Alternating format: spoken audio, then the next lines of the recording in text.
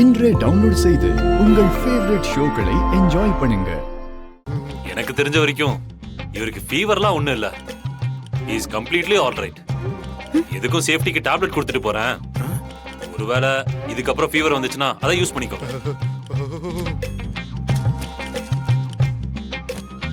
இந்த டேப்லெட்டை வச்சுக்கோங்க. ஃபீவர் வந்தா கொடுங்க. சரிங்க சார். வாங்க.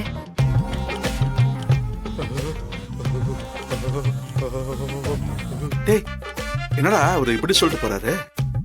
உனக்கு காய்ச்சல் அடிக்கலையா? காய்ச்சல் மாதிரி தான்ப்பா இருக்கு. சரிடா, இந்த மாத்திரை போடு. அப்படியும் சரியாகும்னா ஈவினிங் ஹாஸ்பிட்டல் போய் பார்க்கலாம். சரிப்பா, சரி. சரி சரி, டேப்லெட் கொடுமா. அது அது ஐயோ, நம்மள பார்த்து முறைக்கிறாளே.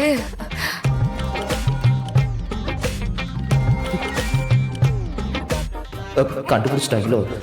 அநேகமா இந்த வீட்டுக்கு வெள்ளை அடிக்கணும்னு நினைக்கிறேன்.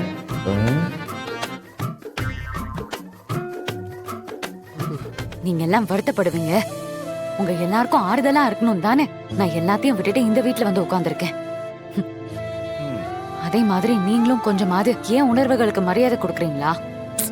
கண்மணி, ப்ளீஸ் தயவு செஞ்சு இனிமே இப்படி பண்ணாதீங்க.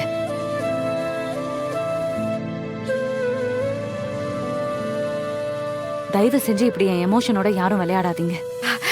கண்மணி, அப்படிலாம் எதுவும் இல்லடி. இது உனக்காக தான். மாமாவும் நீயும் விலகியே இருக்கீங்கக்கா.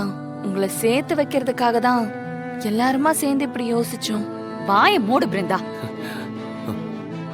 நீங்க இப்படி பண்றது சேர்த்து வைக்கிறதுக்கான வழி இல்ல, மேலும் மேலும் பிரியறதுக்கான வழியை தான் நீங்க பெருசாக்குறீங்க.